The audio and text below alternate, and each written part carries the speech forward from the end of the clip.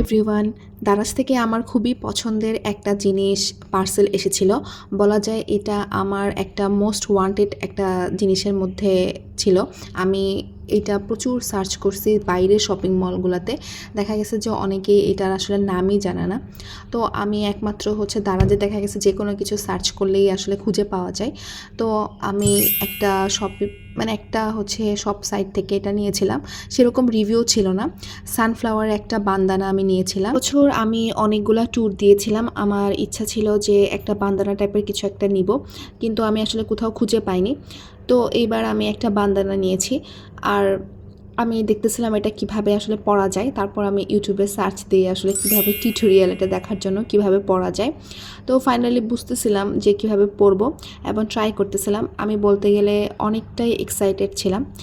আর সত্যি বলতে ওই সব সাইট থেকে যেটা এনেছিলাম সানফ্লাওয়ারের, এটা অনেক ভালো ছিল।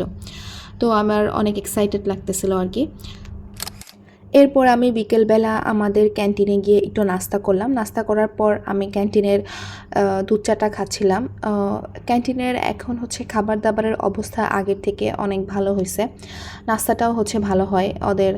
স্পেশালি বিকালবেলার নাস্তাটা আমার সবচেয়ে বেশি ভালো লাগে ওদের অন্যান্য টাইমের থেকে।